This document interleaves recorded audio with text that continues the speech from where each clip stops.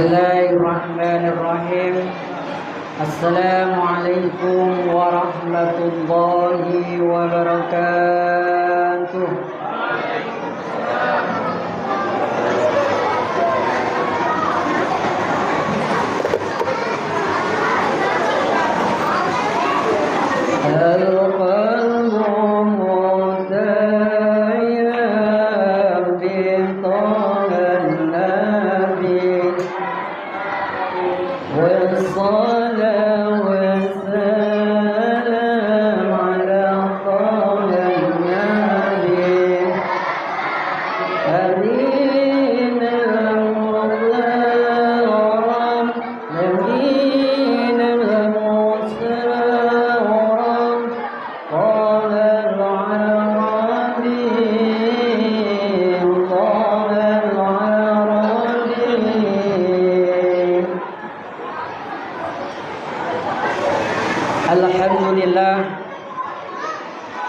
Alhamdulillahi rabbil alamin.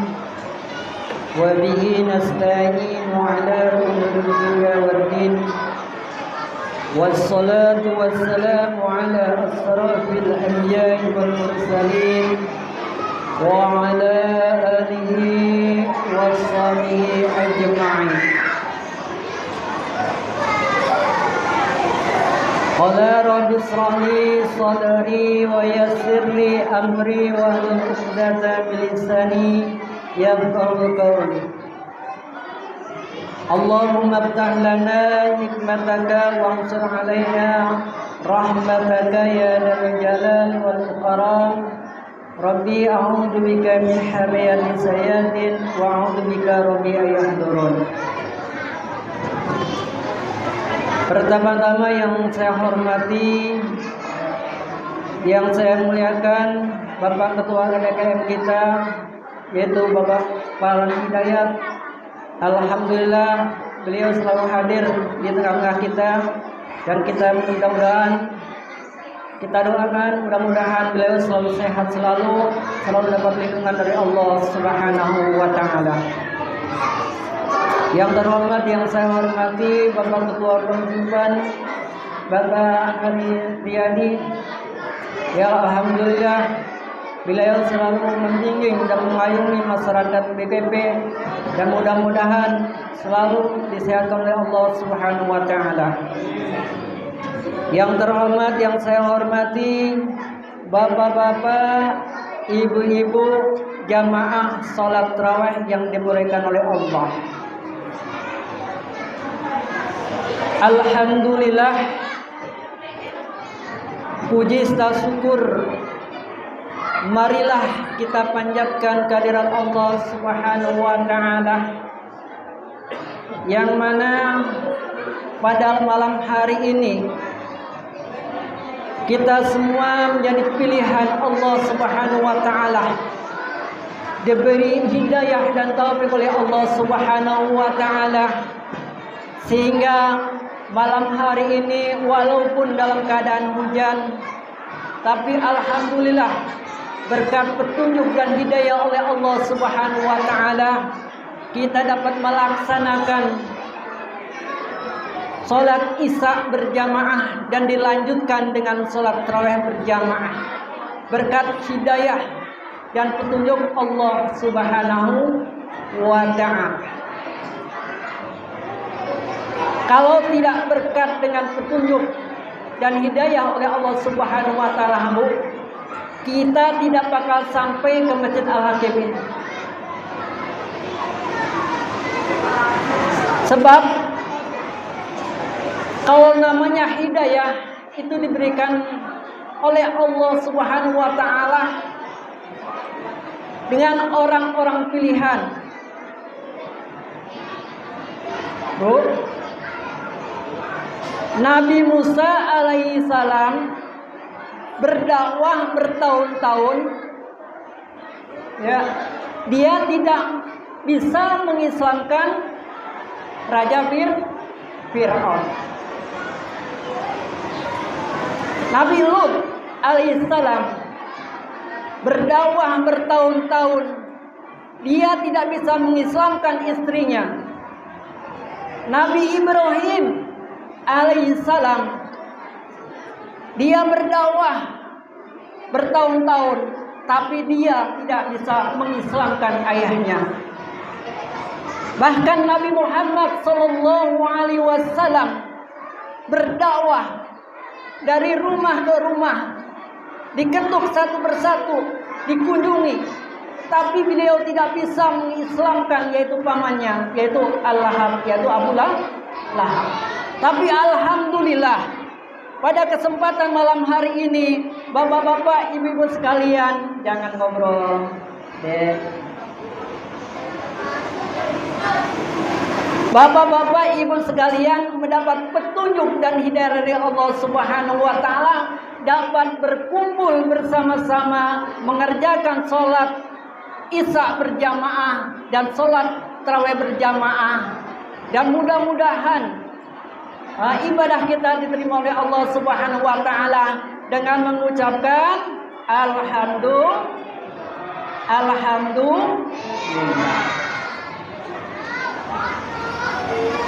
Salawat dan salam marilah kita hanturkan kepada junjungan kita Nabi besar Muhammad sallallahu alaihi wasallam, yang membawa umatnya dari alam kebobrokan, dari alam jahiliyah, dari alam kemaksiatan, diangkat oleh Allah Subhanahu wa taala, diangkat oleh Muhammad sallallahu alaihi wasallam, diberi petunjuk sehingga dia menjadi manusia yang mendapat petunjuk dari Allah Subhanahu wa taala, menjadi orang-orang yang beriman.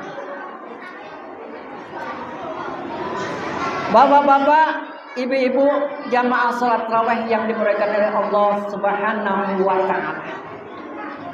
Dalam kesempatan kali ini insya Allah saya akan sedikit membagi ilmu, yaitu tentang tujuan apa kita berpuasa. Tujuan kita untuk berpuasa ialah mendapatkan la'alakum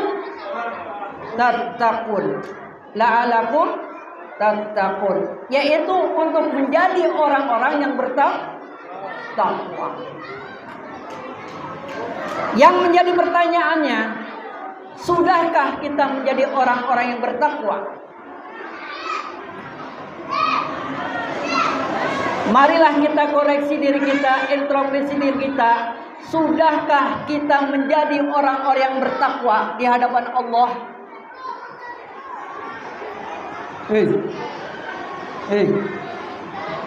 Sudahkah kita bertakwa di hadapan Allah Subhanahu wa taala? Sudah apa belum? Sudah apa belum? Mudah-mudahan sudah, alhamdulillah. Mari kita lihat ciri-cirinya orang yang bertakwa. Segala sesuatu pasti ada ciri-cirinya. Kalau orang perempuan cirinya apa, Bu? Rambutnya panjang. Kalau laki-laki rambutnya pendek. Itu adalah ciri. Tapi orang yang bertakwa ada cirinya. Mari kita lihat surat Al-Baqarah ya, ayat 1 sampai dengan 5. Mari kita baca bareng-bareng sama-sama. Mungkin adik-adik udah hafal semua ya. Mari. Bismillahirrahmanirrahim. Alif lam mim.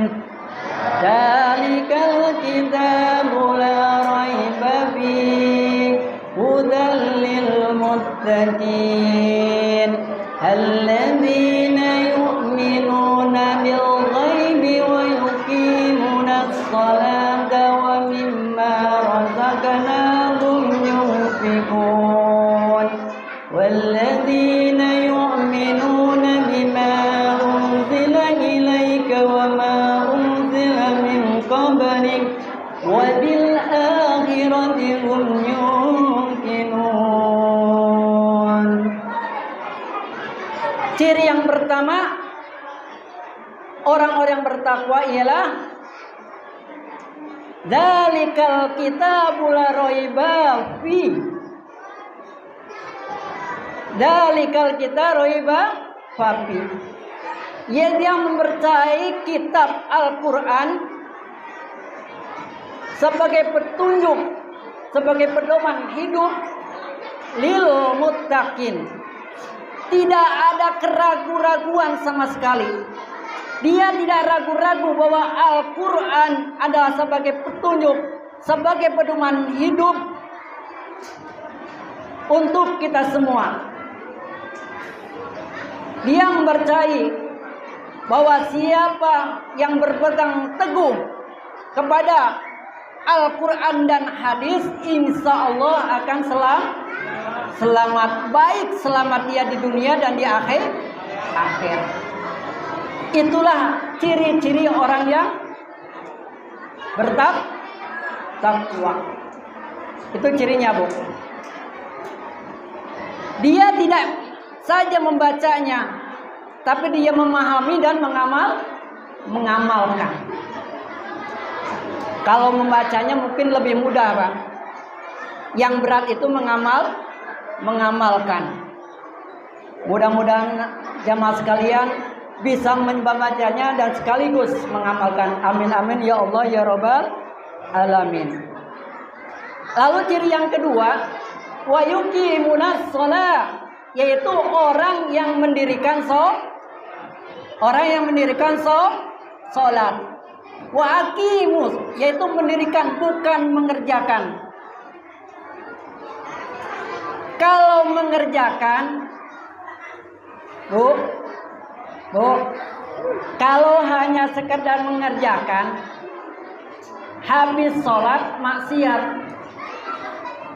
STMJ, sholat terus maksiat jalan. Itu hanya mengerjakan sholat, tapi tidak mengerjakan sholat. Yang pertama yang kita jaga sholat ialah tepat waktu, di awal waktu. Allahu Akbar, Allahu Akbar. Ini yang kira-kira yang kita pegang, yang kita dengar. Kita dengarkan HP apa dengarkan adzan, Bu? Kita buru-buru ke masjid apa buru-buru ngambil HP? Kalau sudah ada panggilan sholat Allahu Akbar, sholat itu panggilan Allah, Bu, bukan panggilan muadzin.